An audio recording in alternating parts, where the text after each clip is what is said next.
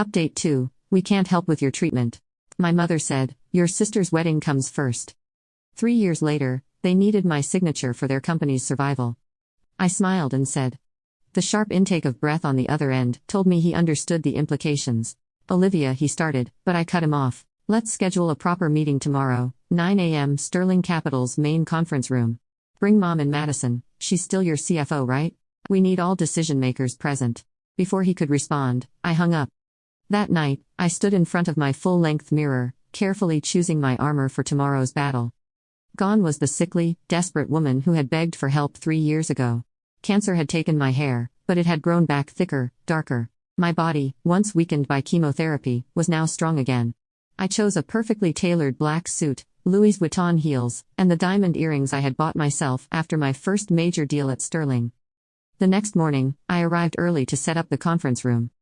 As I placed folders at each seat, Jenny, my assistant, poked her head in. Your family's here, she said, trying to hide her curiosity. I had told her the whole story last night. Your sister's wearing what looks like a year's salary. I smiled. Send them in. They entered like actors on a stage. My father first, then my mother, and finally Madison, all dressed in their designer best. Their expressions shifted from practiced confidence to shock when they saw me. Olivia. Madison's perfectly plucked eyebrows shot up. You're the consultant. Please take a seat. I gestured to the chairs, ignoring her question. We have a lot to discuss. They sat looking uncertain for the first time in their lives. I remained standing, picking up a remote to lower the presentation screen. Morrison Industries. I began clicking to the first slide. Founded in 1985. Current market value, approximately $50 million. However, you're facing debt of $75 million, 3 pending lawsuits, and your stock has dropped 60% in the last quarter. My father shifted uncomfortably. We've had some setbacks, I interrupted, clicking to the next slide. You've been mismanaging this company for years. Madison's department alone has lost $30 million in failed initiatives. Those designer office renovations didn't help either. Madison's face flushed red. How dare you, I dare because that's my job. I cut her off. I dare because Sterling Capital has authorized me to either save or sink your company. Every decision, every dollar of potential investment requires my signature. The room fell silent. My mother, who had been unusually quiet, finally spoke. Sweetheart, we're family. Surely we can family. I clicked to a new slide. On the screen appeared a medical bill from 3 years ago. Let's talk about family. My father's face went pale, my mother looked away. Madison suddenly became very interested in her manicure. 3 years ago, I needed $200,000 for cancer treatment. You chose to spend $400,000 on a wedding instead. Do you know how I survived? No one answered. I sold my first company, the one you all mocked as a cute little business. It sold for $2.5 million. I let that number sink in. That sale brought me to Sterling Capital. And now here we are, Olivia, my father's voice cracked. We made a mistake, we know that now, but this is our company, our legacy. Your legacy. I laughed, but there was no humor in it. Your legacy is choosing flower arrangements over your daughter's life. Your legacy is Madison's $45,000 wedding dress. While I sat through chemotherapy alone, I walked around the table slowly, my heels clicking on the hardwood floor. Here's what's going to happen.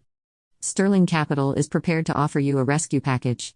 It would save the company, but with conditions.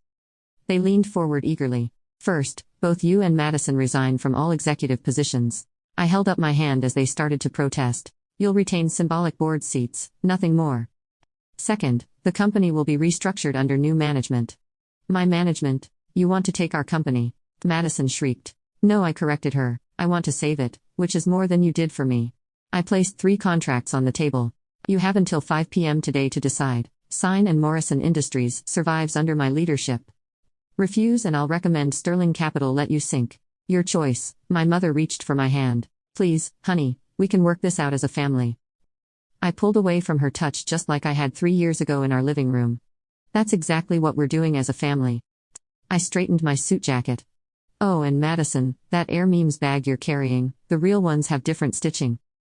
You should have consulted me. Authenticating luxury items became something of a specialty during my treatment. All those hours in the hospital gave me time to study. Her face turned scarlet as she tried to hide the counterfeit bag under her chair. I have other meetings to attend. Jenny will stay here if you have any questions about the contracts. I walked to the door then paused. One more thing, that $400,000 wedding Jason filed for divorce last month. I guess expensive flowers don't guarantee happiness.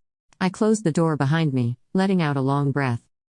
Through the glass walls, I watched them stare at the contracts, their perfect world crumbling around them. By 4:30 p.m., they signed. When I got home that night, I opened my safe and pulled out a photo I'd kept hidden for 3 years. Yi in the hospital, bald and smiling weakly after my first round of chemotherapy. No family members in sight, just my nurse who had kindly offered to take the picture. I poured myself a glass of wine, the expensive kind, from my private collection, and made a toast to the scared young woman in that photo. "We made it," I whispered. The next morning, Morrison Industries announced its restructuring. The stock rose 15% on the news that I would be taking over. Turns out the market had more faith in me than my family ever did. My father cleaned out his office that weekend.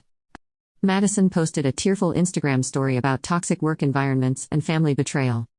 My mother left 3 voicemails about forgiveness and fresh starts. I let them all go to voicemail. Instead, I focused on rebuilding the company they had nearly destroyed. In the first month, I cut unnecessary expenses, including Madison's $15,000 monthly entertainment budget, streamlined operations, and implemented new growth strategies. Peace, this is where our story comes to end. Dear listeners, please share your thoughts in the comments section below, and don't forget to like, share, and follow. Thanks to all for your support.